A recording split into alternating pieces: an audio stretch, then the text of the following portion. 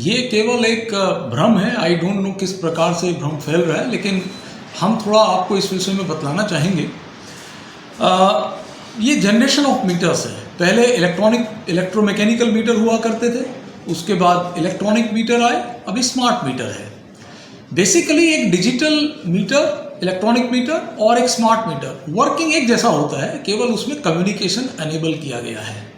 और उस कम्युनिकेशन के जैसे अगर आप अपना स्मार्टफोन की बात करें, पहले फ़ोन हुआ करते थे किस प्रकार के और भी स्मार्टफोन है, डिफरेंट फीचर्स हैं। इसी प्रकार से स्मार्ट मीटर में भी डिफरेंट एड ऑन फीचर्स हैं जो कि मदद करती हैं उपभोक्ताओं को, बिजली कंपनी को और ओवरऑल एनवायरनमेंट को। अगर मैं आपको कहूँ कि इन्हीं सब विषयों को सोचते हुए विद एडवांस ऑफ टेक्नोलॉजी हमारा जो सेंट्रल इलेक्ट्रिसिटी अथॉरिटी है उसने इसको मैंडेट किया।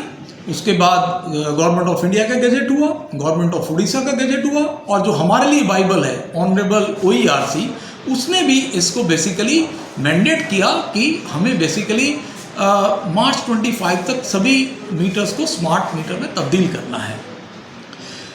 मैं आपको एक इस विषय में और पूरी जिम्मेदारी के साथ कहना चाहूँगा कि TPWODL में हम गुणवत्ता का सबसे अधिक ख्याल रखते हैं और ग्राहकों के अधिकारों का कभी भी हम नहीं होने देते हैं। किसी भी टाटा ग्रुप ऑफ कंपनी में हम जितने भी मीटर खरीदते हैं उनका जिन BS से हम खरीदते हैं, जिन वेंडर्स से हम खरीदते हैं, वहाँ पर जांच की जाती है। उसके बाद जब वो खुद जांच कर लेते हैं, हमारी टीम लेने से पहले वहाँ पर जांच करने के लिए जाती है। उसके बाद जब हमारी यहाँ आ जाता है तो हमारे पास 3 NABL एक्रेडिटेड लैब हैं, बोलांगीर में, बुरला में और राजगंजपुर में। उनको यहाँ फिर सैंपल टेस्ट किया जाता है, उसके बाद ही हम ग्राहकों के यहाँ लगाते हैं।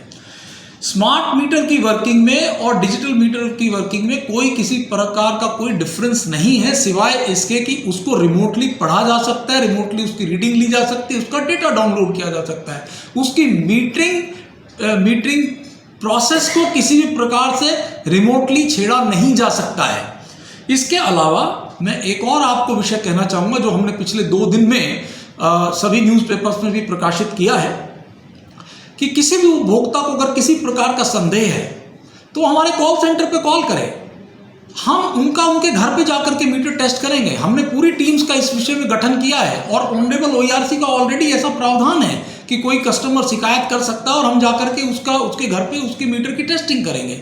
इसके अलावा हम ये भी कर रहे हैं, बहुत सी जगह पे डिफरेंट कस्टमर्स के यहाँ, चाहे वो गवर्नमेंट कस्टमर है या प्राइवेट कस्टमर है, जहाँ नॉर्मल डिजिटल मीटर है उसके सीरीज में एक स्मार्ट भी लगा रहे हैं और एक जो स्मार्ट है उसके सीरीज में नॉर्मल भी लगा रहे हैं, ताकि एक डिफरेंस दिखाया जा सके, बताया जा सके कि दोनों एक जैसा कार्य कर रहे हैं। मैं पुनः आपको एक बार कहना चाहूँगा कि मैं पूरी जिम्मेदारी के साथ ये बताता हूँ कि हमारे स्मार्ट मीटर पूरी तरह से विश्वसनीय हैं और किसी को भी कोई संदेह है तो हमारे कॉल सेंटर पे कॉल करके अपनी कंप्लेंट रजिस्टर करें। हम उसका निराकरण करेंगे, उसको हम टेस्ट करेंगे और उसके बाद दूध का दूध, पानी का पानी हो जाएगा। सर, चासी लोग को क्या बोलना चाहेंगे, जैसे मतलब रिस्क ले रहे हैं? हम कहना चाहेंगे कि इस प्रकार का कार्य देखिए, जैसा जिस प्रकार से honourable deputy CM and energy minister ने भी अपने संदेश में कहा है कि ये बेआईन है, ऐसा ना करें।